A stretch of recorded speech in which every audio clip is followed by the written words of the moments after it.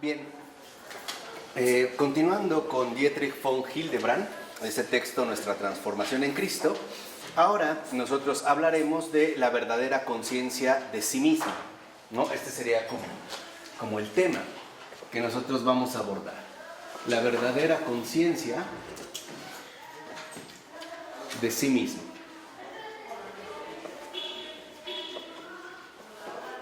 Ok. Hablar, digamos, de este tema tan actual, que muchas veces es mencionado y abordado de múltiples formas, y es el tema de la conciencia. Y lo primero que debemos de darnos cuenta es de lo siguiente, o sea, que tenemos que ser conscientes de que para el verdadero conocimiento de nosotros mismos precisamos la ayuda de los demás. O sea, para poder conocernos a nosotros mismos necesitamos la ayuda de los demás. Y esto se da, digamos, a partir de que es a través de los demás nosotros podemos mostrar o podemos conocer o incluso reconocer quiénes somos realmente, tanto en lo mejor como en lo peor, ¿no? Muchas veces podemos caer en una especie de autoengaño y hacernos ideas falsas con respecto a nosotros mismos. Por ejemplo, suponiendo que somos más buenos de lo que en verdad somos o incluso peores de lo que realmente somos. Entonces, en esta verdadera conciencia de sí mismo, intervienen de manera fundamental los demás, ¿no? Son los demás los que en efecto me ayudan a dar este paso esencial hacia la verdadera conciencia de mí mismo.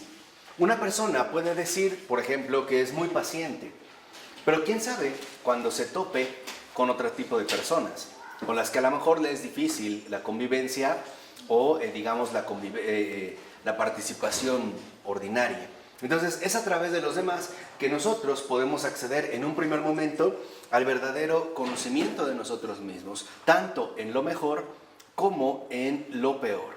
Esto involucra que estamos llamados como cristianos, y esto es parte fundamental del progreso interior de la vida espiritual del cristiano, a un proceso de despertar, ¿no? O sea, a través de los demás nosotros podemos acceder a un auténtico despertar, ¿no? Vamos saliendo de nuestro letargo, de nuestras ensoñaciones, y nos vamos, por así decirlo, topando con la realidad tal y como es, ¿no? Una persona, vuelvo a insistir, puede hacerse ideas falsas o engañosas con respecto a sí mismo, y es a través de los demás como se va a manifestar realmente su verdadera identidad, o sea, quién es él, ¿no? Es a través de los demás. Entonces, en este despertar, se trata de que nosotros vayamos adquiriendo una conciencia cada vez mayor. Por ejemplo, que las ideas que nos solemos hacer con respecto a nosotros mismos se vean, por así decirlo, contrastadas con nuestra relación con los demás. No, son los demás los que realmente nos ponen al descubierto.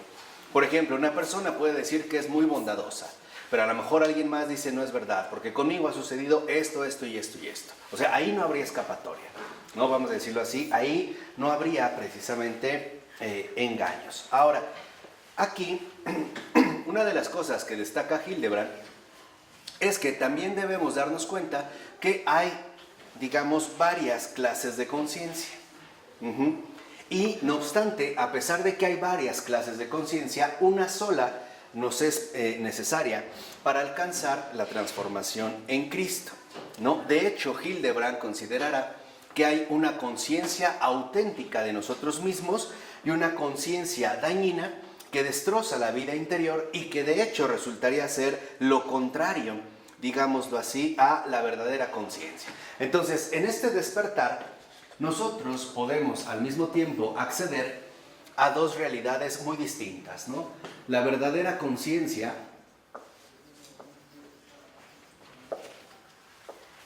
por una parte y por otro lado la falsa conciencia.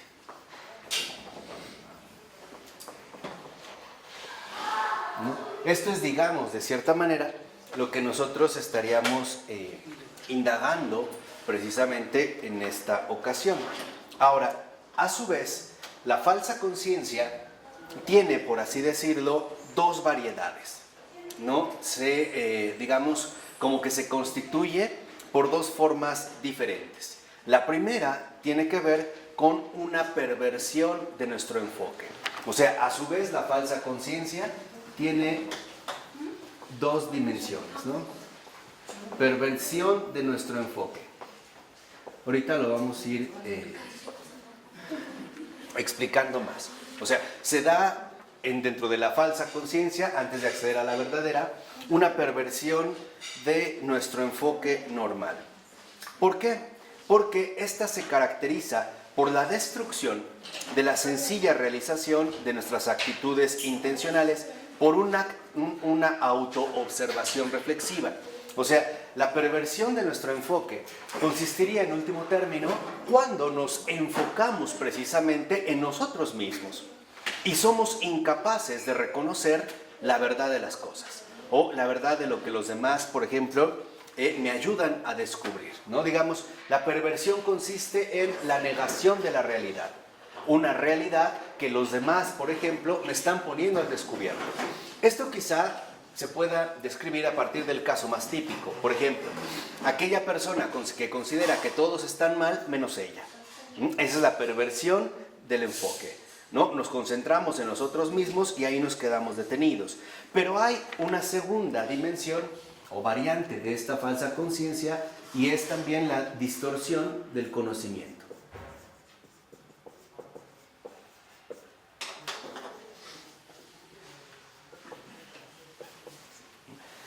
Aquí se daría entonces una situación distinta que consiste en, digámoslo así, cuando nosotros ya somos incapaces de entender la realidad de las cosas y por lo tanto, por ejemplo, ya no distinguimos claramente cuándo sería importante asumir cierta actitud o bien realizar una acción, ¿no? O sea, hay una hipertrofia, como dice Hildebrand, del conocimiento.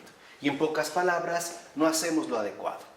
Por ejemplo, no hacemos o no tomamos adecuadamente la actitud correcta, o bien somos negligentes y no llevamos a cabo la acción que en este caso resultaría importante de realizar. Así pues, para avanzar, nos vamos a detener en un primer momento en la primera forma de la falsa conciencia, o sea, en la perversión de nuestro propio enfoque. Dice Hildebrand, hay hombres que siempre echan una mirada retrospectiva sobre ellos mismos y que por consiguiente ya no son capaces de centrarse sencillamente en un objeto, ¿no? Acuérdense que como fenomenólogo, Hildebrand apela a la intencionalidad. Brevemente, la intencionalidad significa que nosotros somos siempre conscientes de algo. O sea, que la verdadera intencionalidad significa que somos conscientes no de nosotros mismos, sino de algo más, ¿no? Por así decirlo. A través de la conciencia, nosotros precisamente saldríamos de nosotros mismos.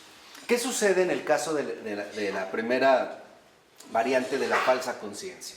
Que ahora solamente nos vamos a enfocar en nosotros, ¿no? Y ya no distinguimos entre sujeto y objeto. Dicho de otra manera, todo se va a resumir en una pura subjetividad, ¿no? O sea, en la perversión de nuestro enfoque aparecería la pura subjetividad. Por ejemplo, es aquella persona que nunca reconoce sus errores, pero eso sí, siempre está atenta de los errores de los demás, ¿no? No es capaz de salir de sí misma para acceder a un crecimiento espiritualmente necesario, ¿no? Que es salir de nosotros para acceder cada vez a una dimensión mayor. Por ejemplo, dice, es aquella persona que al escuchar una música en particular, en lugar de dirigirse a la música, se reflexiona, se mete en sí mismo y empieza a valorar si le gusta o no le gusta, si ha escuchado otra mejor o peor, y por lo tanto rompe con la intencionalidad. O sea, ya no es consciente de algo, en este caso una melodía, solo sería consciente de sí mismo. Lo que dice Hildebrand es que esta pura subjetividad es contraria a la vida interior normal del hombre. ¿Por qué? Porque en la normalidad de nuestra vida es usual que nosotros nos concentremos en aquello que está aconteciendo. O sea, que no pongamos la atención en nosotros, sino que estemos, digamos, al tanto de lo que ocurre, ¿no? Que logremos salir de nosotros mismos en las situaciones más diversas de la vida. Este sería como un paso fundamental. En cambio, por ejemplo, en la perversión de nuestro enfoque, en la pura subjetividad, es quizá aquella persona a la cual le solicitan una ayuda y ella empieza a evaluar si le es conveniente o no, qué riesgos le va a producir, etc. O sea, no es capaz, digamos, de entender la situación de manera enteramente objetiva, ¿no? O sea, dice Hildebrand que lo peor es que en esta actitud de la pura subjetividad, nosotros siempre permanecemos espectadores de nosotros mismos, ¿no? Vamos a decirlo, en la perversión de nuestro enfoque en la pura subjetividad está el solo yo, ¿no? Este sería como la perversión. Solo estaría el yo. Ya no soy capaz de reconocer algo exterior a mí mismo. Estoy como encapsulado dentro de mi propio mundito, ¿no? Y dice, por eso nos miramos desde fuera y envenenamos con ello la realización de toda vida auténtica. ¿Por qué? Porque esto nos hace ciegos para comprender nuestra auténtica realidad.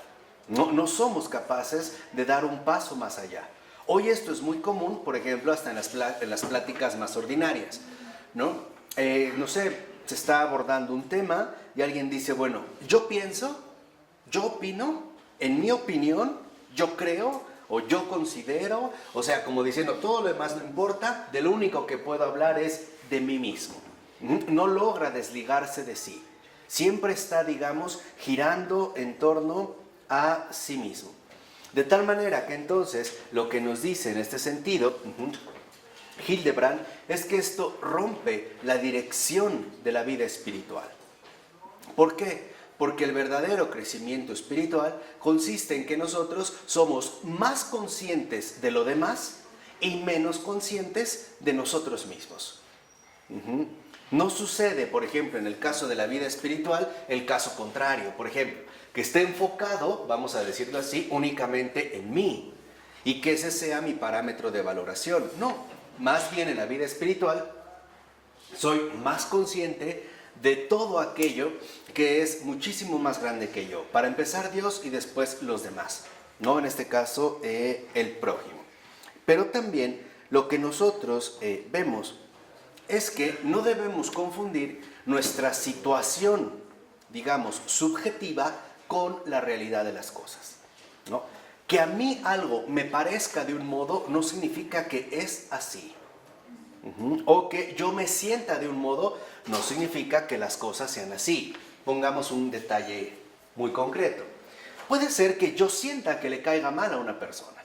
Bueno, eso no significa que en efecto le caiga mal. Puede ser nada más una opinión mía, o sea, en este caso una sensación mía. Y aquí digamos que el punto grave del solo yo es que anula el amor. Porque el amor es siempre dirigirse hacia alguien más, o incluso dirigirse hacia algo más. No es, digamos, la superación de nosotros mismos.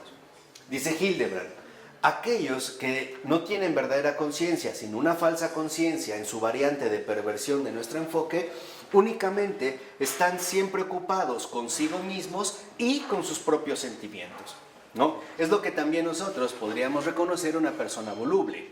Ejemplo, esta persona se siente mal, entonces hace las cosas mal. Esta persona se siente bien, entonces hace las cosas bien. Quiere decir que no ha crecido. No ha entendido que para que yo pueda desarrollarme como persona, no necesito ser dependiente de mis propios estados emocionales. Más bien estos estados emocionales tendrían que reconocerse como un factor secundario. O sea, lo que estoy diciendo es muy sencillo. Si yo quedé, por ejemplo, de ayudarle en algo a Alberto, yo le ayudo, me sienta como me sienta. Y eso no significa que si en el momento en el que yo quedé de ayudarle, tuve un día pesado o lo que fuera, y yo estoy de mal humor o estoy enojado, entonces yo haga mal las cosas. No. O sea, se trata de saber sobreponerse y darle el estatus que tienen nuestros propios estados emocionales. Y el estatus real que tienen es un estado secundario.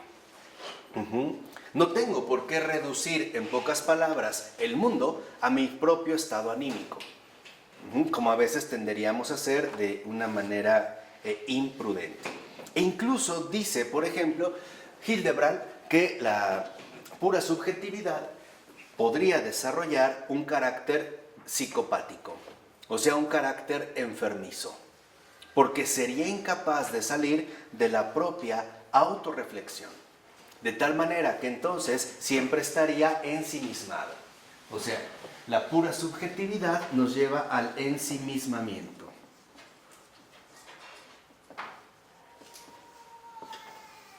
Y el ensimismamiento, como tal, es justamente un efecto contrario al crecimiento espiritual.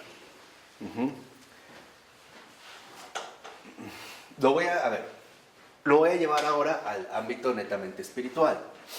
Para un santo, para un verdadero santo, lo menos importante es determinar en qué estado de santidad se encuentra. Eso no le importa, de verdad no importa. Lo que importa es qué agrado encuentra el Señor en su vida. Quiere decir que Él pasa a un segundo plano. Al grado, por ejemplo, no sé, de un San Francisco de Sales que llegaba a afirmar: si Jesús me condena, cosa que dudo por completo, pero en caso que me condenara, no me interesa. ¿Por qué? Porque lo único que me interesa es que se cumpla su voluntad. Esta es la gran diferencia, ¿no? Ya el énfasis no está sobre sí mismo, está precisamente sobre aquello que resulta lo más importante y lo más esencial. Entonces dice que en realidad a lo que lleva el ensimismamiento es a romper cualquier tipo de contacto. O sea, el ensimismamiento anula la comunión.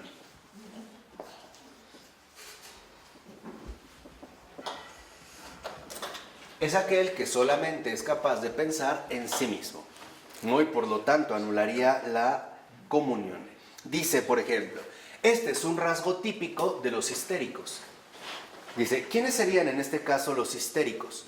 Los que no son capaces de entrar en un verdadero contacto con la realidad. Y la histeria es, digamos, la exaltación de la pura subjetividad. Es aquellos que, por ejemplo, llegan a considerar que todos lo odian, que todos le quieren hacer daño, que todos les quieren hacer un complot, que todos están en su contra. O sea, este sería el rasgo histérico. ¿Por qué? Porque están solamente ensimismados. Y lo único, dime. ¿Y eso cómo se mejora? Es lo que vamos a ver en la verdadera conciencia. Primero lo describimos, ¿no? Que es un factor enfermizo, digamos. Entonces dice, bueno, ¿por qué? ¿Por qué se da? Porque en último término el ensimismamiento tiene su base en la autocomplacencia, o sea, en el encontrar placer en nuestro propio proceder. Por ejemplo, es agradable suponer que todos tienen la culpa menos yo. Es agradable darme cuenta que yo no formo parte de esa bola de equivocados que se la pasan jodiéndome la vida, por ejemplo, ¿no? Y esto genera ciertamente un determinado placer. Entonces dice, por ejemplo, Hildebrand, el psicoanálisis, en este sentido, no es equivocado para curar o impropio este tipo de conciencia enfermiza, sino que además promueve que las personas se metan más en ella. Y tiene toda la razón. Esta es una de las críticas serias al psicoanálisis. ¿Por qué? Porque el psicoanálisis no cura el ensimismamiento, más bien te hunde más en él. Por ejemplo, al hablar precisamente de tu propio inconsciente en el que tienes que estar indagando, sin tomar en cuenta las referencias que en efecto los demás o las luces que los demás te pueden ir generando o aportando. Yo no sé si ustedes vieron una película que se llama Una mente brillante, pero es muy interesante verlo como, por ejemplo, en el despertar de esta persona, ¿no?, que ganó el Premio Nobel de Economía, ya cuando, digamos, ha alcanzado la recuperación, su criterio de salvación son los demás. Ejemplo, si alguien llega y le habla, lo que él hace es voltear y decirle, ¿lo ves? Sí, ok, entonces es real. Esa es la salida. O sea, tomarnos en serio a los demás. Esto es lo fundamental. Ese es el primer paso, Alberto, para sanar. Tomar en cuenta siempre la realidad con los demás, ¿no? Y no romper en este sentido nuestra realidad de contacto. De tal manera que entonces, por ejemplo, el psicoanálisis no cura la conciencia enfermiza, la enferma aún más, porque la hace más terriblemente obsesiva. Obviamente obsesiva consigo mismo. Por cierto, es exactamente la misma estrategia que utilizan todas las charlatanerías de las brujerías y cosas por el estilo. Todas te llevan a hundirte en tu propia subjetividad. Es curioso que a todos les digan lo mismo: te tienen envidia, te están haciendo daño, te odian y no sé qué tanto. Y para empezar, los más cercanos, tus familiares, tu esposo, tu esposa, tus hijos, tus hermanos, el del trabajo, esa güerita que te lo estás sacando, esa morena que no sé qué tantas cosas. Y por eso viene, ¿no?, todo el ejército de Madame Sassou, Walter Mercado y compañía, ¿no? O sea, en esta cuestión enfermiza, sí, claro, pobre de mí, soy tan bueno que los demás me quieren ver destruido, y esto genera una degradación. O sea, en lugar de hacernos conscientes, más bien nos llevan hacia el rasgo enfermizo de la propia conciencia, ¿no? Entonces vemos que, en efecto, la primera, digamos, salida que tenemos real para escapar de esta conciencia enfermiza es volver al objeto. O sea, la recuperación de la objetividad. Y ese es, a su vez, el rasgo de la verdadera conciencia. O sea, el rasgo de la verdadera conciencia en un primer momento es la recuperación de la subjetividad. De la objetividad. Esto se puede ver, por ejemplo, también en el tránsito espiritual que nos lleva de la niñez a la madurez. Por ejemplo, para un niño que en una situación especial, por ejemplo, en un parque, no le compren un algodón de azúcar, es terrible. Tan es así que lo puede llevar a un berrinche real. Bueno, que un adulto actúe así es ridículo, pero por lo regular es exactamente lo mismo que hacemos. Ejemplo, mi esposo quedó de hablarme a las 7, son 7:10 y no me ha hablado. No me compraron el algodón y me pongo enfermo, ¿no? O sea, me entro en locura. ¿Por qué? Porque en efecto, al niño no le podemos pedir el mismo grado de objetividad que un adulto debe tener. Por ejemplo, si al niño no le compraron el algodón de azúcar, su mundo se reduce a ese algodón de azúcar. El problema es que no lo tiene. Pero un adulto podría entender que, por ejemplo, si no me compraron mi algodón de azúcar, puede haber varios factores de por medio. Una, probablemente no había el dinero para comprarlo. Dos, sí me lo podían comprar, pero no era bueno para mí porque he andado enfermo del estómago. O he tenido problemas dentales, o qué sé yo. O sea, puede haber muchos más factores que nos lleven a entender las cosas en una dimensión mucho más amplia.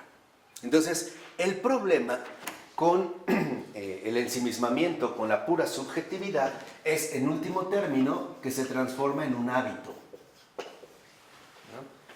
Nos habituamos a indagar en nosotros mismos, a enroscarnos sobre nosotros mismos. Y no somos capaces de contemplar las cosas en su dimensión objetiva. Por ejemplo, que algo a ti te parezca malo no significa que está tan mal como tú supones. O que algo a ti no te agrade no significa que es tan desagradable como tú lo puedes llegar a suponer. Involucra que en realidad nuestros criterios de valoración deberían de ser objetivos. Ejemplo, si a mí me invitan a un concierto musical donde hay ciertas bandas, y hay una banda que en particular es mi favorita, por mucho que a mí me guste, creo que no es imposible tener un criterio amplio y decir, ok, a mí me gusta esta banda, pero la verdad tocó mejor otra, aunque no es mi favorita. O sea, y esto nos permite entonces ir avanzando precisamente en el reconocimiento de la objetividad, o sea, en el reconocimiento, en pocas palabras, de la verdad.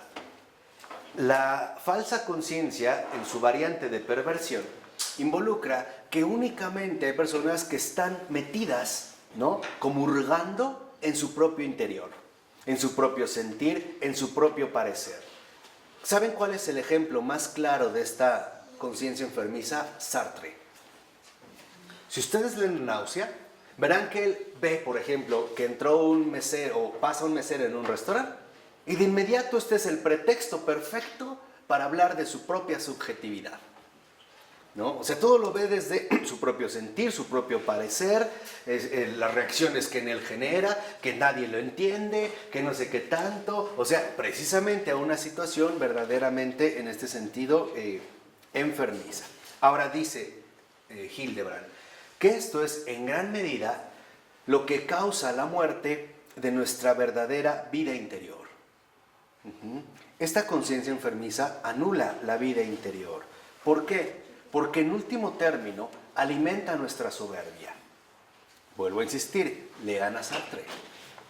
Lean a Sartre a la luz, digamos, de estas consideraciones y verán como en efecto, por ejemplo, ¿no? Jean Valjean es como el gran representante de esta soberbia intelectual, de los planteamientos que va generando, etc. Y dice, bueno, en realidad lo que vemos ahora es que, de cierta manera, nosotros estamos llamados más bien a ser, en cierto grado, inconscientes. Pero entendiendo que por inconsciencia estamos queriendo decir no atentos únicamente a nosotros mismos. Este sería, digamos, como un rasgo peculiar. De hecho, podríamos decir que el auténtico cristiano no tiene ojos para verse a sí mismo. Él sabe lo mismo que nuestros ojos incluso corporales, jamás pueden voltearse para ver dentro. Nuestra mirada, nuestros ojos, siempre están dirigidas a lo exterior, a lo que está fuera de mí, a aquello que en efecto no me pertenece y que yo sinceramente no puedo, digamos, reducir a mi propia perspectiva, ¿no? El campo de visión es un campo amplio, no una reducción. Y creo que aquí, nada más lo diré de pasada, hemos confundido lo que significa visión. La visión partiría de un punto, el ojo, y se expandiría cada vez más. Nosotros hemos tomado el sentido inverso. Hemos olvidado que la visión consiste en partir de un punto mínimo, que somos nosotros, para cada vez extendernos más y más. Nosotros, como buenos herederos de los modernos, hacemos lo contrario. Pensamos que la visión es un embudo y quiero que todo el mundo entre en mi propia perspectiva. Por eso nos hemos vuelto tan, vamos a decirlo así, tan inmaduros, tanto en términos humanos como sobre todo en términos espirituales. El criterio de juicio cuando es erróneo, ¿no? De la gente en la política, en muchas cosas, cuando ven las cosas al revés, tienen un criterio de juicio muy falso, ¿no? De la realidad, ¿no? ¿A qué se debe aquí en este contexto? A la conciencia falsa. Aquí vamos a ver qué es en el caso de la distorsión del conocimiento, que van como muy juntas, ¿no? Pero tendría que ver más bien con esta dimensión. O sea, con el hecho de no reconocer, o más bien, no querer reconocer las cosas tal y como son, sino más bien plantearlas dentro de mis propias conveniencias, ¿no? Dentro de mis propios intereses. Entonces, se trata de que nosotros vivamos un santo olvido. Este santo olvido es finalmente no ponernos, ¿no?, como la meta principal hacia la cual dirigirnos. De hecho, para Hildebrand, este santo olvido está precisamente señalado en las palabras del Señor, que tu mano izquierda no sepa lo que hace la derecha. O sea, no te mires a ti mismo. No te mires a ti mismo. Acuérdense, la clave fundamental es dirigir toda nuestra mirada a los demás. Y los demás es lo inabarcable. No estarte, por ejemplo, ¿no?, autorreflejando únicamente en todo lo que ves. Por ejemplo, es curioso que si a una persona, no sé, van por la calle y le dices, mira, ¿qué te parece esa casa? Ay, no me gusta. O sea, te habla de sí. No te dice, oye, mira esta casa, tiene esta proporción. No es objetiva. Todo siempre lo reduce. Ay, no me gusta, no quiero. Ah, no me parece. Ah, me agrada, sí quiero, sí tal. O sea, hablamos ya desde la pura subjetividad, ¿no? Con esta distorsión precisamente de la conciencia. Ahora dice, bueno, la segunda forma de falsa conciencia, o sea, la distorsión del conocimiento, proviene de un exagerado predominio en la actitud de conocer. Dice, son aquellas que, por ejemplo, ¿no?, encontramos que en determinadas situaciones siempre le exigen un juicio a un acto y no logran desprenderse del acto cognoscitivo. O sea, siempre en la situación más mínima siempre quieren tener como el detalle o hasta el último detalle del conocimiento de las cosas, ¿no? Son aquellos que siempre se están interrogando para tener cada vez más, por ejemplo, claridad, pero claridad en sí mismo. Dice, por ejemplo, ¿no? Un hombre, por ejemplo, empieza en un momento dado un amorío y convierte a la otra persona en objeto de conocimiento psicológico. La observa, ¿no? La analiza y finalmente, en ese sentido, ¿no? Se vuelve sumamente atenta a la manera en la cual la otra persona se va comportando. ¿Para qué? Para reducirla, digamos, a su propio dominio de conocimiento. Dice, ok, esta actitud puede ser aceptable, por ejemplo, en ciertos perfiles psicológicos, pero es totalmente inadecuada entre enamorados. O sea, aquí es donde vemos una situación distinta. ¿Por qué? Porque el problema con la distorsión del conocimiento es cuando siempre mantenemos la misma actitud de conocimiento en todas las situaciones y olvidamos que una persona no es un objeto y yo no puedo reducir a una persona a la manera en la cual yo sí puedo, de cierta manera, digamos, asumir un objeto. La persona me exige apertura, el objeto no. Yo puedo, por ejemplo, describir de cierta manera un objeto, pero yo no puedo describir a una persona. Lo que realmente puedo hacer con una persona es convivir con ella. Y se trata de dos situaciones diferentes. O sea, el objeto se puede captar a través del conocimiento. De hecho, la palabra objeto, literalmente en latín, que sería objectum, si nosotros lo tradujéramos así de manera literal, estaríamos diciendo enfrente. O sea, el objectum, el objeto, como la propia etimología latina lo sugiere, es algo que está enfrente de mí. Es algo de lo cual yo me puedo apoderar a través del conocimiento. Para Hildebrand esto es adecuado en el ámbito de las cosas, o sea, en el ámbito de los objetos. Pero sucede algo muy diferente en el caso de las personas. Porque para Hildebrand, las personas no son objetos de conocimiento.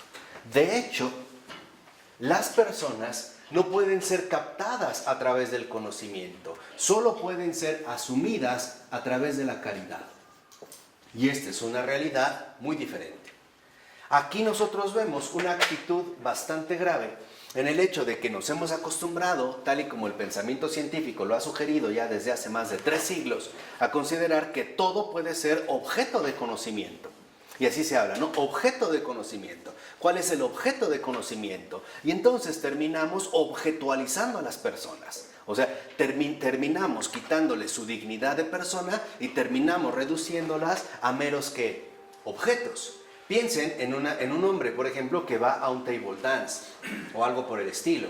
Lo que esta persona ve ahí es un objeto de conocimiento. Lo reduce a su perfil psicológico de autocomplacencia o satisfacción, pero no le da el lugar que tiene como persona. No ve en ello una persona, solo ve un simple ¿qué? Objeto. Lo mismo puede darse en el ámbito laboral.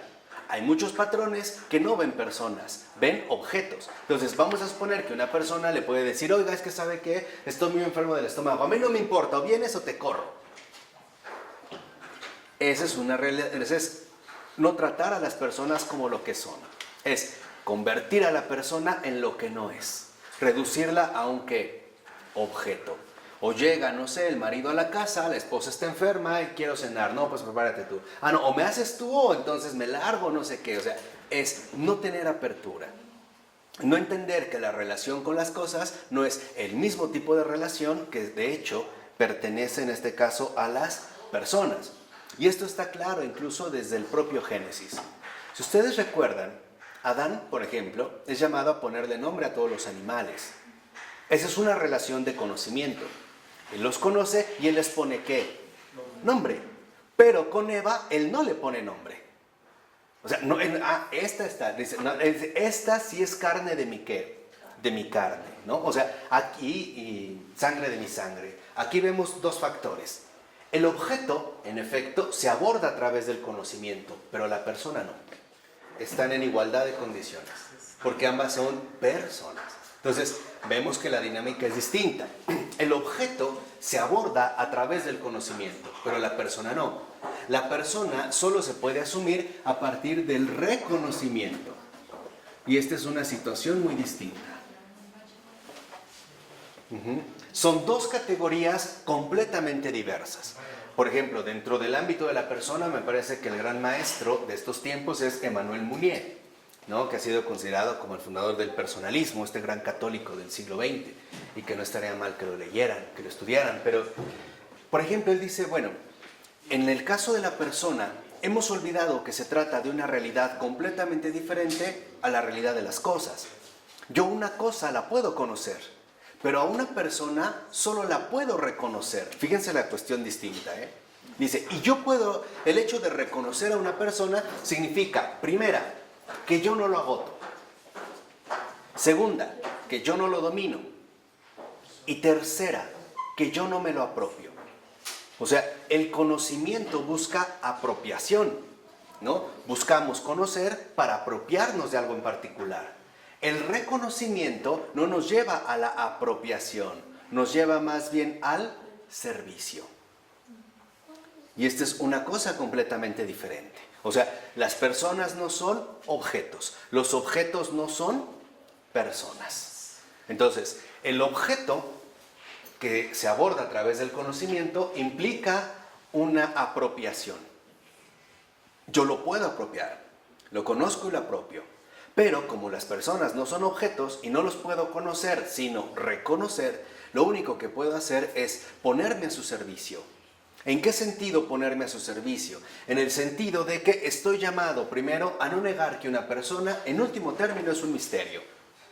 Y que por más que yo la quiera agotar, terminará siendo un misterio. Una, porque no es creación mía. Y dos, porque es inagotable en sí misma. Tan inagotable que ni ella se agota así. ¿No? O sea, ¿cuántas veces nos queremos conocer y nos damos cuenta que en realidad nos falta bastante? ¿No? Este sería en una distinción fundamental, el conocimiento y el reconocimiento. Dice, esto es como una persona, por ejemplo, que ve a alguien en peligro de muerte y se pone a analizar su expresión en lugar de ayudarle. Ahí está Sartre. O sea, en una situación concreta de reconocimiento se pone a analizar, ay, se le estaba cambiando la cara de esta manera y se puso de este color, en lugar de dar el paso del reconocimiento y ponerse, en este caso, a ayudar. Ahora, para esto, Hildebrand nos aclara dos cosas. Dice, el conocer posee un doble objetivo en la vida humana. Fíjense, el conocer tiene un doble objetivo. El primer objetivo es que podamos reconocer un tema como algo en sí mismo. O sea, el conocimiento nos ayuda al desarrollo de un tema por sí mismo. Por ejemplo, yo me puedo poner a estudiar acerca de algo.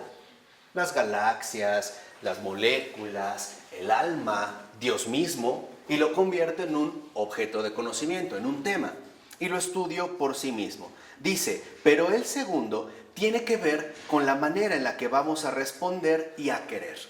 O sea, el conocimiento también en este sentido nos lleva a asumir una determinada actitud.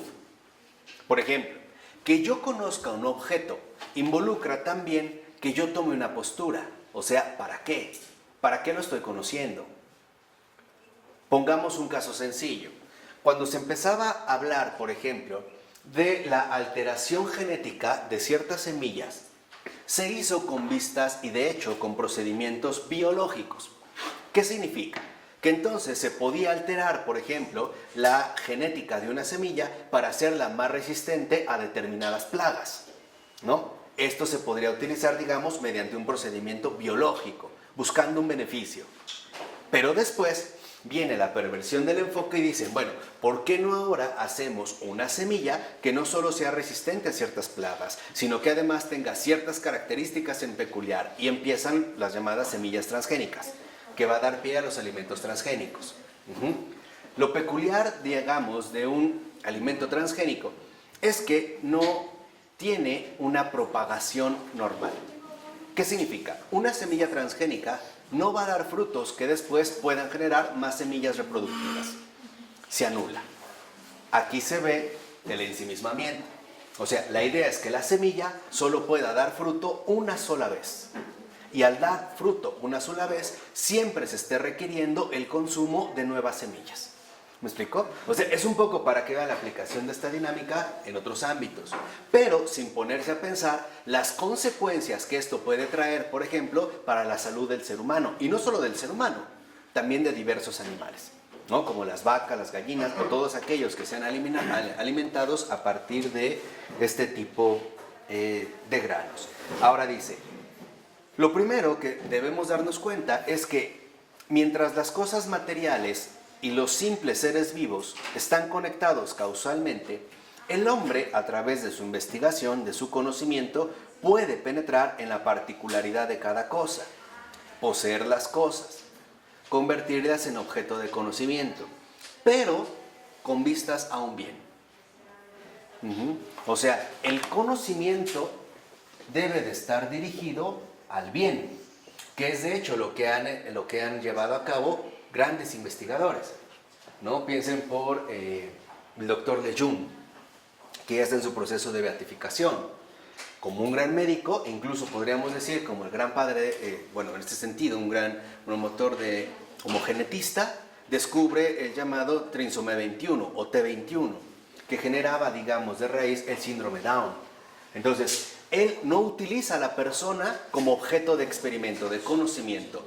Reconoce que esta persona tiene una necesidad y que esta necesidad puede ser atendida. ¿Sí me explico? Esto creo que también es algo muy especial y muy sutil en el caso de la medicina. Aquí tenemos un doctor. Puede haber médicos que se dedican, por ejemplo, a estudiar enfermedades. Pero hay médicos que se dedican a curar enfermos. Y son cosas completamente distintas. En el primer caso, el médico considera que los pacientes son objetos de conocimiento. Tan es así que puede llegar, por ejemplo, tiene esta especie como de tablita, no sé cómo le llaman, donde van poniendo como los diagnósticos, y nunca ni siquiera, por ejemplo, dirige una mirada al paciente. Se va en esto, porque lo que le interesa es el ¿qué? Conocimiento. En cambio, un verdadero médico se da cuenta de que estas personas tienen una afección que necesita un determinado tratamiento, pero lo hace por reconocimiento. O sea, por reconocer que, por ejemplo, un enfermo no solo tiene una enfermedad, sino que tiene un padecimiento, y que este padecimiento involucra todas las dimensiones de su persona. Por ejemplo, también tiene una situación emocionalmente anormal o espiritualmente debilitada, o incluso intelectualmente inapropiada, etcétera, etcétera. ¿No? Se estarían hablando de dos dinámicas completamente diferentes. Dice, ahora, lo que nosotros también debemos reconocer es que el conocimiento nos debe dirigir a la valoración, que es lo que les decía. ¿Cuál es el fin que persigo con este conocimiento? ¿Cuál es el propósito que voy a obtener o que pienso alcanzar a través del desarrollo de este conocimiento? ¿No? Yo sé que me voy a concentrar en el estudio de un objeto. Bueno, ¿para qué? Y eso es lo que pondría también, digamos, en marcha nuestros propios deseos. Si es, por ejemplo, para un interés propio o torcido, como quisieron hacer algunos científicos, por ejemplo, en los campos de concentración de Auschwitz y en muchos otros, viéndolos como objetos para hacer experimentaciones raras, lo mismo que los rusos. Yo no sé si los soviéticos o los nazis estaban peor, pero creo que los soviéticos. ¿Qué hacer? Digamos, ¿qué voy a hacer con los conocimientos que estoy adquiriendo? Hay muchas personas que adquieren muchos conocimientos solo con una finalidad: humillar a los demás, por ejemplo, ¿no? Acuérdense que hasta San Pablo decía que la ciencia hincha, ¿no? Le va, y es cierto. ¿no? O sea, conozco mucho, sé mucho, tú no me puedes enseñar, yo lo domino todo, yo soy el experto, o sea, todo lo reduzco a objetos. Dicho de otra manera, todos están subordinados a mí, porque yo soy en último término el que conoce, ¿no? Que de cierta manera es también lo que de una manera muchísimo más compleja proponía Kant, ¿no? Todos están subordinados a mí, ¿no? Al sujeto trascendente, al yo. Bueno, dice aquí, por ejemplo, que esto es lo que nos lleva precisamente a la no posesión de la verdad, porque no entendemos que el conocimiento también tiene un verdadero propósito. Tiene un propósito fundamental y es la posesión justamente de la verdad. Dice, por ello, el que padece la distorsión del conocimiento no reconoce las exigencias de cada situación. Por eso les había puesto el caso del médico. Por ejemplo, si todo lo ha reducido a objeto, solamente se va a concentrar en el estudio de la enfermedad, pero no le interesa si el paciente tiene un estado interior aceptable o tiene un estado interior deplorable. No le importa. Y no le importa porque no lo ve. Porque para él lo único fundamental en este caso es la obsesión del conocimiento. Y no se da cuenta en realidad todo lo que está surgiendo a su propio alrededor. También tiene que ver, creo, de alguna manera con esta figura del genio moderno, ¿no? Que está tan ensimismado en sí que no es capaz de reconocer todo lo que ocurre a su alrededor. No, él está como en su locura, que después fue asimilada con genialidad a partir de Schiller y de Goethe y de otros, y suponer que en efecto él está como aislado de los demás, que los demás no le comprenden, que los demás no le pueden en ese sentido reconocer. Ahora, lo que nos dice Hildebrand es que la verdadera conciencia no tiene nada que ver con todo esto. Nada, o sea, la verdadera conciencia no tiene que ver absolutamente nada con esto. Dice, por ejemplo, si yo he dormido mal o he tenido insomnio, lo inmediato es que el mundo me parezca gris o sin brillo, pero me sobrepongo a los estados causales. O sea, no reduzco todas las causas. Ejemplo, que haya pasado una mala noche, ¿significa que debo de estar mal todo el tiempo o todo el día? ¿O que debo de tratar mal a los demás? Dice no. Entonces, la recuperación de la objetividad también, y es el segundo rasgo de la verdadera conciencia, significa distanciamiento. Tomar distancia de nuestros propios estados subjetivos. No, reconocer que en realidad mis estados subjetivos, por ejemplo, mis sensaciones o mis emociones son ante todo pasajeras y que yo no los puedo adoptar como un criterio definitivo de valoración, porque así como hoy puedo estar bien, puede ser que en una hora esté muy mal y viceversa, ¿no? O sea, nuestros estados emocionales y en general nuestros estados afectivos no son la línea valorativa de nuestro propio comportamiento. No es así. Por eso es llamativo cuando una persona espiritual dice, es que no siento a Dios. Es que lo importante no es lo que tú sientes. Lo importante es el distanciamiento que tomas con respecto a tu propia subjetividad. Por ejemplo, yo puedo decir, no siento a Dios, pero bueno, no es lo importante. Lo sienta o no lo sienta, yo creo en Él. Y ya. O sea, lo sienta o no lo sienta, yo me mantengo en paz. Tomo, digamos, esta distancia. ¿No? Claro, si no lo siento, el espiritual se esfuerza más en hacer las cosas. Claro. No se queda en el ámbito, se esfuerza más. Sí. O sea, pero en este primer paso no se engancha, por así decirlo, ¿no? En sus estados subjetivos, sobre todo pasajeros. Dice, por ejemplo, es aquella que se sabe sobreponer y que por lo tanto reconoce, fíjense, vuelve otra vez la palabra, no conoce, reconoce que en la dinámica de la vida los estados emocionales no son definitivos. Son mutables. Sí. Dice, tan mutables como cualquier otra realidad humana. Hasta engañosos. Sí. Dice, por eso se sobrepone, o sea... Es la falsa verdad muchas veces. Claro, dice, reconoce que lo vive, pero esto no significa que ahí está la verdad. O sea, entiendan, aquí la verdadera conciencia de sí mismo es encuentro con la verdad. A grandes rasgos, o sea, la verdadera conciencia de sí mismo es encuentro con la verdad. Y estas son las etapas que vamos pasando. Por ejemplo, puede ser que muchos de nosotros tengamos la sensación de que nuestra vida ha sido una verdadera desdicha. Algo hay cierto en eso, pero no todo ha sido así. Depende en qué nos vamos a concentrar más. Y hay la parte contraria. Hay personas que están convencidas de que su vida ha sido maravillosa. Y tampoco es así. Lo que pasa es que no tiene la capacidad de reconocer la verdad objetivamente. Y todo lo reduce a su propio acomodamiento. No, pues yo he vivido bien, yo la he pasado bien, yo no he tenido bronca, yo no he sufrido, yo no sé por qué uno se queja, yo no sé qué tal cosa. Bueno, esta es subjetividad.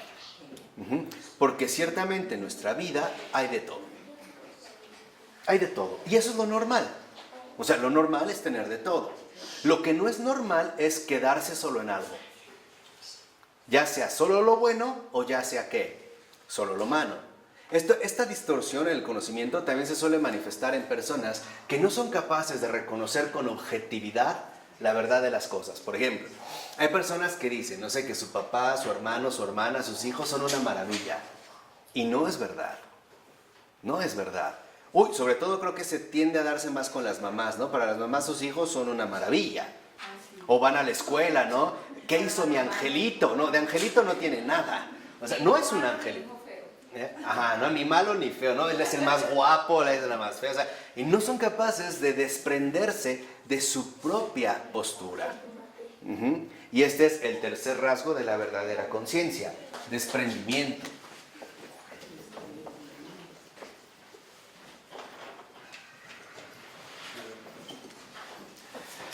¿De qué me voy a desprender? De mi propia postura. Necesitaré en este sentido, como les he repetido, volver de nuevo a la sana objetividad. O sea, a la recuperación, por ejemplo, de la cordura. Hay quienes dicen, no, es que mis padres fueron lo máximo, están en el cielo, son unos santos. Bueno, a ver, vamos a preguntarle a los demás. Eso es lo que ves tú, vamos a ver si es cierto. Vamos a ver los demás qué dicen. Y esto, por ejemplo, ¿saben dónde se ve de manera dramáticamente clara? En los velorios. En un velorio, creo yo, es como nuestro juicio ontológico definitivo. O sea, hay personas que dicen, no, qué buena persona, y otros dicen, no, no es cierto. No era eso, no era así, ¿eh? No era así. Ahí es cuando empezamos a ver, digamos, la complejidad de nuestra propia definición. Dice, en realidad, el hombre consciente es aquel que justamente por ser objetivo sabe dar la respuesta adecuada. Ejemplo muy sencillo. Es aquel que justamente por ser objetivo sabe dar la respuesta adecuada. O sea, el hombre verdaderamente consciente responde de manera adecuada a cada situación. No sé si, por ejemplo, les ha pasado que hay momentos donde la respuesta que debemos dar en una determinada situación es muy peculiar. O sea, hay momentos para hablar, hay momentos para no hablar, hay momentos para acercarse, hay momentos para tomar, ¿qué? Distancia. Hay muchos de nosotros que somos bastante impertinentes. Como no somos conscientes, nos vale. Y cuando no debemos hablar, hablamos. Y cuando deberíamos de hablar, ¿qué? Callamos y nos quedamos mudos y no sabemos qué decir. Y hasta decimos, ay, perdón, es que no sé qué decirte. O sea, ahí se ve que no tenemos objetividad. O sea, que no tendríamos, en este caso, el crecimiento adecuado al que nos invita precisamente la vida espiritual. Entonces dice, a ver, en este crecimiento y en este desarrollo, lo primero que nos damos cuenta es de lo siguiente. El hombre consciente sabe distinguir lo válido de lo inválido. O sea, el hombre consciente, justo por su objetividad, sabe distinguir aquello que es válido de aquello que no es válido. En todo, ¿eh? Porque ve con los ojos de Dios. Y no solo en los demás, también dentro, ¿qué? De sí mismo. Es curioso, pero el hombre consciente también es muy consciente de lo que ocurre en sí. Y se sabe corregir en el momento, ¿eh? O sea, puede ir en la calle sin que nadie lo vea y de repente detectar un movimiento interior raro y de inmediato se corrige. Eso no, por ejemplo. Ese es el mal espíritu. Sí, o sea, y lo detecta y lo para. Entra a lo mejor en el combate. Y si de plano consintió en algo, se arrepiente y sigue adelante. Y rápido. Pero lo reconoce, ¿eh? Lo reconoce. O sea, no se deja ir tan fácilmente. Está alerta. ¿Cómo qué tipo de cosas? No sé, por ejemplo, el sentir un cierto deseo distorsionado hacia algo o hacia alguien. Ira, va a tener ira contra ¿No? alguien. El llevarme algo que está ahí y que yo sé que no es mío. Vamos a suponer que estoy en una plaza comercial comiendo y alguien se fue al baño y dejó su celular. Tan fácil como, ay, me lo llevo y no se va a dar cuenta nadie. No, pero yo no soy nadie, soy alguien. Yo sí me doy cuenta. O sea, no me autoengaño. O cuando tenemos, por ejemplo, movimientos internos que pueden ser intensivos. Por ejemplo, afecciones de mucho ímpetu, como la ira, la lujuria, que también se percibe, ¿eh? Se nota cuando va brotando, o el desánimo, o cosas por el estilo. Entonces, como que reaccionamos, ¿no? No se trata de quedarse ahí enganchado. De hecho, ¿sabes qué? Lo que más te perturba, Marco, en este estado es la paz, que pierde la paz. Y como está acostumbrado a un estado de paz, cuando pierde la paz, es muy perturbante para él. Porque está acostumbrado a otro estado más elevado, ¿no? Claro. Entonces pierde la paz y empieza, sí lo perturba realmente, ¿no? Y sabe que está mal. Sí, algo por ahí. Sí, y empieza a pedir ayuda a Dios y llega la luz y lo tiene que arreglar. Claro. Entonces, en la verdadera conciencia, también accedemos al cuarto rasgo. Nos damos cuenta de que lo que ocurre en nosotros no es un condicionante definitivo para nuestra vivencia. O sea, ya no somos situacionales. Por ejemplo, hay personas que se sienten mal y lo primero que deciden es romper con los demás. No estoy para nadie. No me comuniques con nadie. Que nadie me hable. Que nadie no sé qué. Se aísla. Eso es inmadurez. Eso es pura inmadurez. ¿Eh? ¿Por qué? Porque en la verdadera conciencia vamos creciendo en lo no situacional. O sea, que yo esté atravesando un mal momento no significa que ahora todos se joden. ¿No? Es a lo mejor una mamá que va a hacer de comer, por alguna razón se enojó, y ahora se sirven. Ahora ustedes a ver qué tragan. No. O los empresarios que ayudan cuando les va muy bien y cuando les va mal, ya paran la ayuda, ¿no? Claro. O alguien, no sé, que igual está en su puesto y te saluda bien y un día está de malo y no te saluda. ¿Qué quieres? Ajá. Esto a veces como que hasta en las relaciones humanas es así, ¿no? Ay, buenos días, mi amor. ¿Qué quieres? ¿Eh? Hay personas muy bipolares. Esa es inmadurez. No es bipolaridad, es inmadurez. De hecho, es un trastorno espiritual. ¿Eh? Y es en serio, es un trastorno espiritual. De verdad, es en serio. Entonces, vemos que en efecto aquí se nos llama a ser más conscientes. ¿Por qué? Porque estamos creciendo. ¿Qué es lo que yo les decía? Para un niño, hacer un berrinche es fácil. Para un adulto, hacer un berrinche es ridículo. Esa es una gran diferencia, ¿no? Es ridículo. ¿Cuántas veces el jovencito de 20 y tantos, incluso 30 y tantos años, hizo un berrinche por detalles mínimos? Por ejemplo, porque no encuentra su playera favorita que se iba a poner el domingo. Con eso se le acabó el mundo. Todo se reduce a lo situacional. Ah, no está mi playera, entonces odio a todos. Nadie me hable. Aléjense de mí. Ahora, imagínense qué sucede con esta actitud ante Dios. ¿Qué sucede entonces en las cuestiones en las que Dios nos va planteando? Por ejemplo, a Mateo le dice, sígueme. No le pregunta, oye, ¿cómo te sientes? ¿Bien? Ven. ¿Te sientes mal? Pues luego. No, le dice, sígueme. O sea, ¿para qué? Para que entendamos que lo situacional no define nuestra vida. Y de hecho, y aquí Gabriel Marcel tiene toda la razón cuando decía que somos seres en situación. Siempre estamos en una situación. Seres en situación. Pero como cristianos estamos llamados a superar la dimensión situacional. O sea, en síntesis, que si me siento mal o estoy atravesando una mala situación, no quiere decir que todo está mal. De hecho, nosotros vemos las desproporciones cuando nuestros estados emocionales están desordenados. Qué curioso es que cuando estamos enojados, discutiendo, peleando con alguien, utilizamos 4 palabras muy inapropiadas.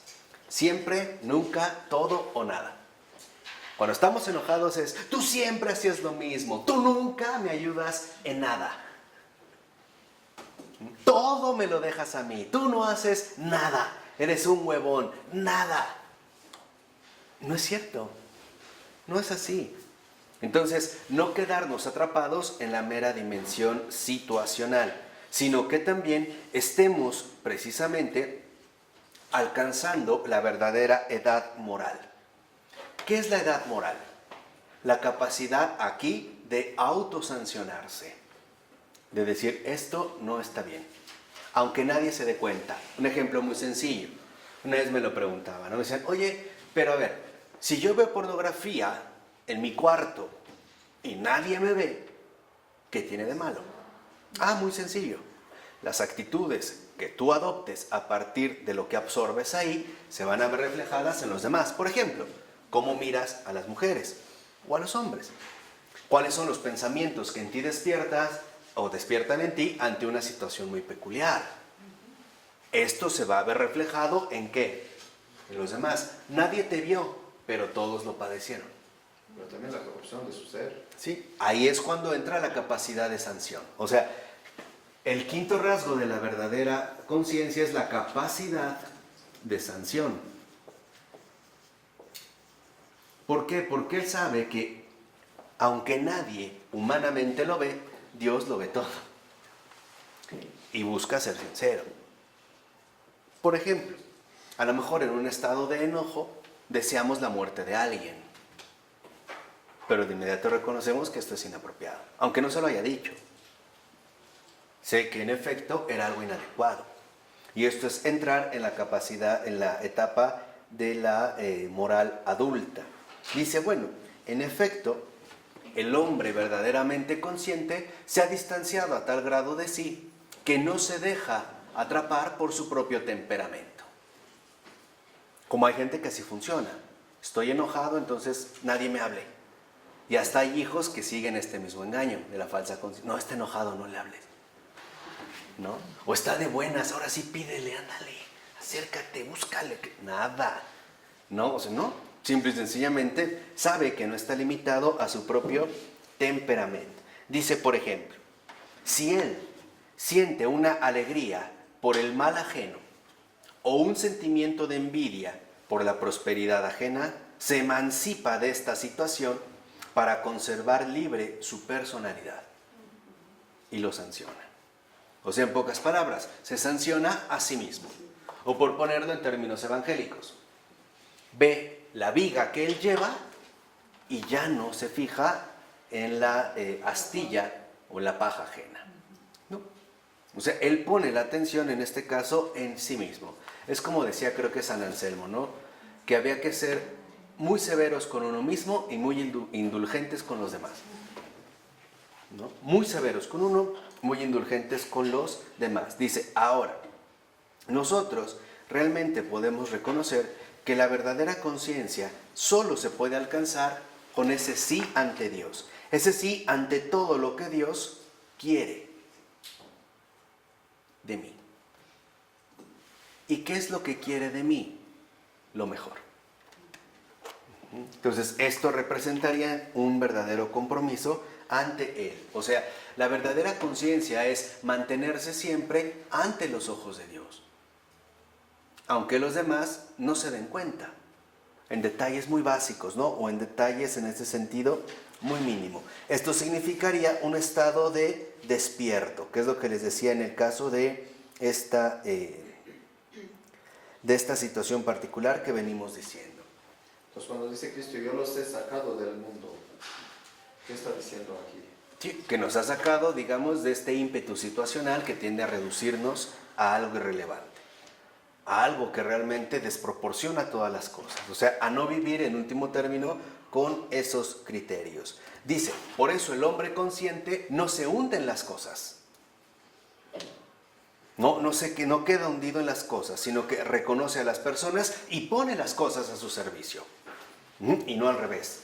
No a las personas al servicio de las cosas. De tal forma que lo que busca la verdadera conciencia es que sobresalga en nosotros la imagen de Dios. Que recuperemos nuestra integridad fundamental, el haber sido creados a imagen y semejanza. Dice, por eso, mientras más una persona viva en la luz de la revelación cristiana, mayor conciencia irá adquiriendo, hasta alcanzar el verdadero despertar, o sea, la caridad. De aquí vemos que sin verdadera conciencia de sí mismo, no hay caridad. Por eso les decía que es un factor muy importante a tener en cuenta. Por eso sabemos que se nos pide, en efecto, vigilancia y por lo tanto personalidad. O sea, el destacar como personas, como auténticas personas. Así que el hombre verdaderamente consciente se ha emancipado de sí mismo y ya no es presa de ilusiones. Así que ahora vemos, dice Hildebrand, extiende, por ejemplo, su vida ante el rostro de Jesucristo y no tolera que ocultas corrientes vitales o sutiles influencias dañinas lo aparten del Señor. El hombre verdaderamente consciente, en pocas palabras, sabe que sí y que no. Por eso menciona un ejemplo, dice San Agustín en las Confesiones. Lo que hace es plantearse cara a cara ante el Señor y hacer una especie de recuento de su vida a la luz de Jesucristo, ¿no? Y por eso va haciendo sanciones y va también, como enmendando. Por eso dice, lo que busca finalmente Dios de nosotros es que le demos este sí pleno al crecimiento y por lo tanto que reconozcamos que es en la verdadera conciencia de sí mismo donde se concentra la totalidad de la tarea que tenemos sobre la tierra. O sea, el cumplimiento en último término de la caridad. Lo que espera de nosotros es entonces este sí definitivo que en efecto, ¿no?, ha cumplido plenamente la Santísima Virgen María. Y vean, Hildebrand termina con una reflexión muy bonita, ¿no? Cita a Lucas, capítulo 1, versículo 38. He aquí la esclava del Señor. Complace en mí según tu palabra. Dice, esta es la frase fundamental que Dios ha confiado a la humanidad para que la pronuncie. Otra vez, por favor. O sea, esta es la frase fundamental que Dios ha confiado a la humanidad para que la pronuncie. O sea, Dios espera de cada uno de nosotros, como de la criatura más elevada y más favorecida por la gracia, que es la Virgen María, que también nosotros pronunciemos estas palabras. Hágase en mí según tu palabra. He aquí la esclava del Señor. De hecho, Cristo dice, ustedes dicen, no son más que esclavos, he hecho lo que tenían que hacer, ¿no? En otra parte, lo repite Cristo, como mandamiento. Sí. O sea, la verdadera conciencia nos lleva a alcanzar, este pronunciamiento.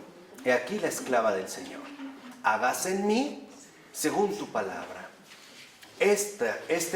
Pronunciamiento nos lleva a reconocer, por ejemplo, que en la Santísima Virgen María lo que encontramos es la pura verdad, o sea, la pura objetividad, al grado de que el Verbo se hace carne en ella. Nada en María le estorba, María, ante la Trinidad, es como un cristal puro y limpio, cuyo resplandor traspasa sin ningún tipo de problema. Entonces, esta, vivencia mariana es lo que está en la fuente fundamental de la verdadera conciencia de sí mismo, que se da, en el reconocimiento de los demás. Recuerden que María está embarazada cuando va a ver a su prima, Santa Isabel. Y no se hace del rogar. Ni siquiera Santa Isabel le habla, Su prima Isabel no le manda a hablar, ven, ayúdame. Ella sabe que ella atraviesa una necesidad. ¿Por qué? Porque Isabel ya es mayor, para empezar. Sabe que en este estado de embarazo, probablemente y por la edad, requiere más cuidados. Y la primera que dice sí, sin que nadie se lo pida, es María. Por eso dice, ¿no? Y fue rápido, ¿no? Con prisa, se dirigió a su prima Santa Isabel. El segundo gesto mariano, en las bodas de Caná. María es la gran observadora de las necesidades de los demás. Y ella es la primera que toma la iniciativa en este caso concreto y le dice, no tienen vino. Piensen en este caso concreto, el no tienen vino. ¿Qué significa? Que María estaba al pendiente de los demás. No dicen, mi hijo no tiene vino, no le han servido. No, le dice al hijo, no tienen vino. Imagínense en una fiesta la vergüenza que era atravesar algo así. O sea, María no solo se fija en el vino, sino en todas las implicaciones que pueden acarrear ciertas necesidades. Las críticas, la vergüenza, la deshonra, el honor, incluso hasta problemas entre la pareja. Pongamos un ejemplo hipotético, donde ella le reclame a él por qué no abasteció de vino, o él le reclama al papá por qué no le prestó, si te dije que no iba a alcanzar. O sea, todo esto se borra. Lo importante en este caso es que con María, ¿no?, con la muy santa Madre de Dios, aprendemos que la verdadera conciencia de sí mismo, dentro de toda esta descripción, nos lleva a la encarnación del Verbo. A reconocer que como ella también estamos llamados a ser custodios del Verbo. Y en esta custodia del Verbo estar muy al pendientes para expulsar de inmediato todo aquello que vaya en contra de la verdad, todo aquello que vaya en contra de la justicia. En una palabra, para echar fuera de inmediato de nosotros mismos todo aquello que va en contra de la caridad. Ahí recordamos cómo es preferible arrancarse un ojo, ¿no?, y entrar tuerto al reino de los cielos que irte completo, por ejemplo, al infierno, ¿no? Porque aquí, como lo habíamos visto y nos lo explicó muy bien Pavel Florensky, el infierno es la aceidad, es la mismidad. Ahí empieza ya la experiencia del infierno. Y el cielo es la liberación de esta mismidad. La liberación de esta aceidad que nos lleva a quedar atrapados, enroscados en nosotros mismos, ¿no? Acuérdense que en el infierno se grita, no, tres no es tres, solo soy yo. Y este es el engaño en el que podemos incurrir de muy diversas maneras. La mejor manera para romper este engaño, y aquí sí, Alberto, para salir de esto, es la invocación a María. Esa es una herramienta segura. Si nosotros pronunciamos diariamente en la mañana, bajo tu amparo nos acogemos, muy Santa Madre de Dios, la vida cambia. Aunque eso involucre severas correcciones. Nos acogemos, muy Santa Madre de Dios. Y aunque eso involucre correcciones al principio, después seguiremos experimentando la maravilla de haberle hecho caso al Señor. ¿De acuerdo? Hasta aquí. En nombre del Padre, del Hijo y del Espíritu Santo. Amén.